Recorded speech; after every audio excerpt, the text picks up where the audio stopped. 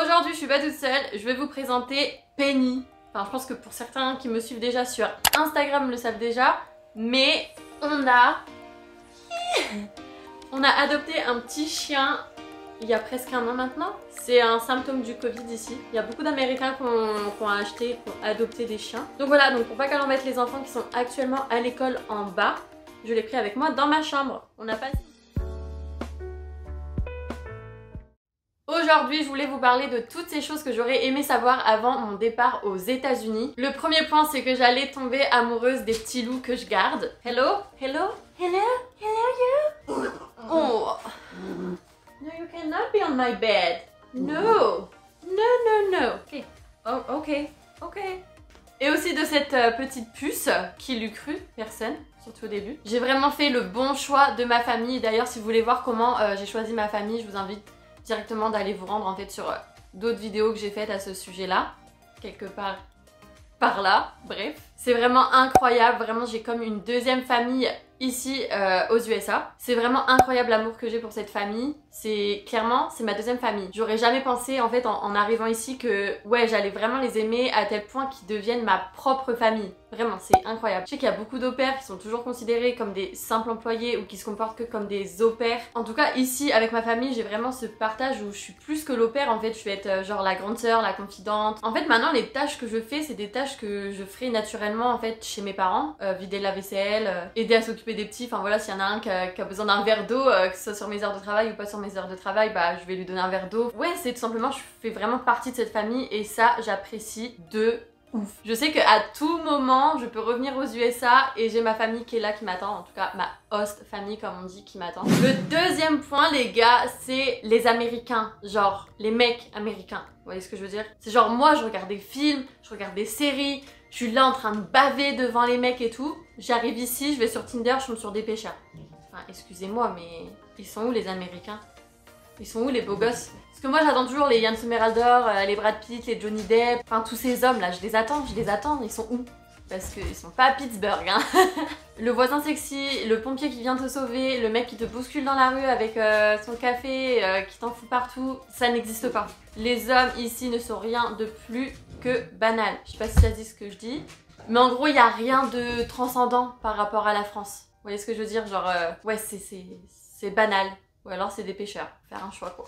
You wanna play? Is that what you want? Ah!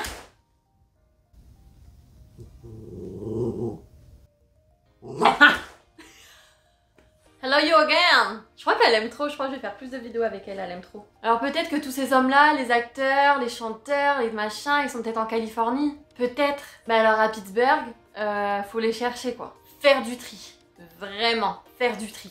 Troisième chose, et pas des moindres, la bouffe. Franchement, pays du burger, pays de la pizza, pays de la malbouffe, même leur malbouffe c'est dégueulasse. Même le McDo, c'est dégueulasse. Leur McDo, il est juste pas bon. Si je compare McDo France, McDo USA, je prends le McDo France avec la sauce de luxe, la base. Franchement, je savais qu'aux USA, la bouffe, ça allait pas être ça. Mais je m'attendais pas à ce que ce soit à ce point. Genre, je pensais que j'allais manquer de fromage, ça c'était sûr. Vraiment, la bouffe, je déteste. Je trouve que ça a pas de goût, ça a pas de saveur. Il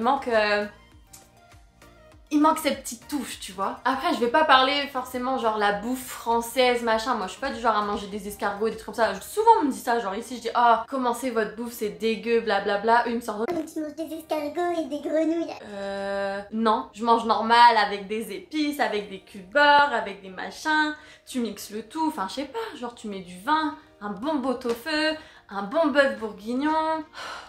Attendez-vous vraiment à grossir aux États-Unis ou à avoir des troubles alimentaires. Voilà, parce que tout simplement, c'est vraiment une alimentation totalement différente. Et du coup, c'est quelque chose qu'il faut faire attention au niveau du poids. Vous pouvez maigrir, vous pouvez grossir, vous pouvez avoir de la boulimie, des choses comme ça, parce que c'est tellement différent de ce qu'on a l'habitude que ouais, du coup, il y a plein de choses comme ça en fait qui peuvent arriver. Donc, je pense que c'est quelque chose d'important à savoir. Moi, perso, c'est pas de problème alimentaire. J'ai pas forcément grossi. Après, par contre, je mange beaucoup moins bien qu'avant et du coup, bah, je le vois par rapport à à mes muscles et tout. Moi j'avais l'habitude d'aller à la salle, en plus avec la pandémie je peux plus y aller, bah du coup je pense que j'ai pris en matière grasse, en tout cas c'est sûr et certain.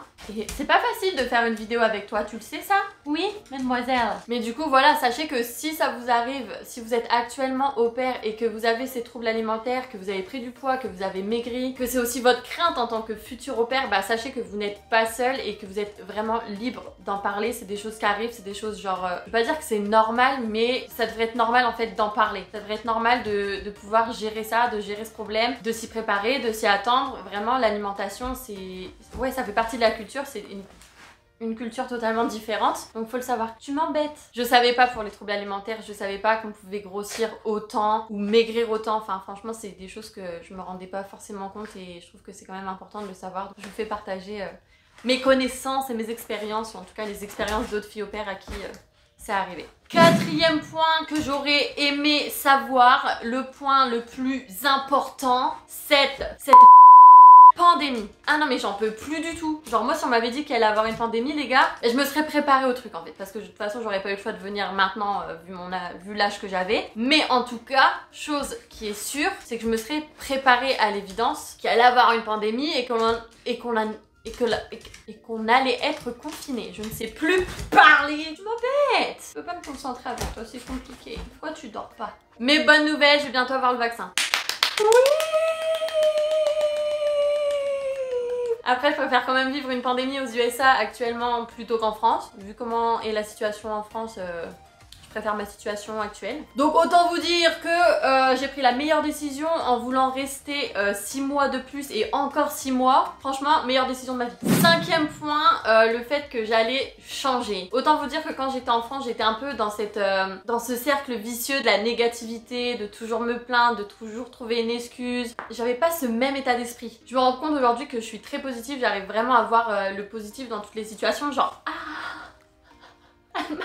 wesh. Genre là on est en plein milieu de la pandémie et j'arrive quand même à voir l'aspect positif plus que l'aspect négatif. Je me plains beaucoup moins, alors genre oui je me plains toujours un peu, c'est vrai, je vais pas mytho. Franchement je me plains grave moins qu'avant. Et j'ai aussi peur de ça, de rentrer en France et d'être entourée en fait de gens négatifs et qui se plaignent tout le temps. Je le vois très bien sur les réseaux des Français qui sont en France et qui se plaignent tout le temps, ça me fatigue et du coup je me dis de vivre ça au quotidien, genre je sais pas si je suis prête du tout.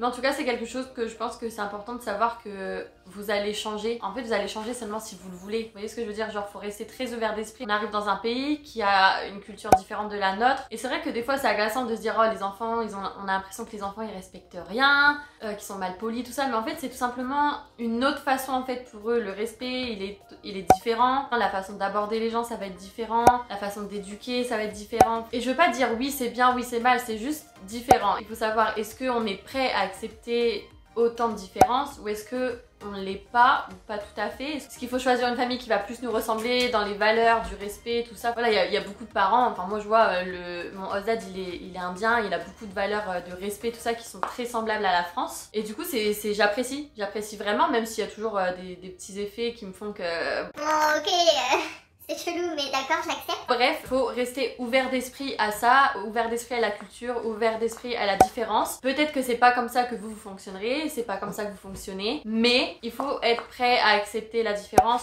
pouvoir s'ouvrir et pouvoir kiffer son moment. Et de toute façon, il faut se dire que vous êtes là que pour un moment donné, vous n'êtes pas là définitivement, vous n'allez pas être au pair toute votre vie. Vous êtes vraiment là pour changer, voir des choses différentes, une culture différente, enfin vraiment, c'est ridicule. Bref, en résumé, sortez, faites-vous des potes, ouvrez votre esprit, vous allez changer que en bien, en tout cas je vous le souhaite. Être fille au pair, ça a été la meilleure expérience de toute ma vie, enfin c'est la meilleure expérience de toute ma vie, je suis en train de la vivre actuellement, je kiffe toujours autant, pandémie ou pas pandémie. J'ai trouvé une autre famille ici, de l'autre côté du coup de l'océan, je sais qu'ils seront toujours là pour moi et que je serai toujours là pour eux. Voyagez autant que vous pouvez, vraiment. L'Amérique c'est pas si différent de la France dans le sens où c'est un pays qui est développé, c'est un pays riche et quand on y arrive comme ça juste pour visiter on a l'impression que c'est quasiment pareil mais avec des grands buildings et en fait la culture à l'intérieur elle est totalement différente mais totalement incroyable. J'adore la culture française, la bouffe, la mode, tous ces trucs là mais par contre je préfère la mentalité américaine. Allez les amis sur ce, gros bisous. Viens dire au revoir. Ouh. Ah. Ouh. C'est gentil ça. Dis au revoir. Au revoir. Au revoir. Ouch. Au revoir.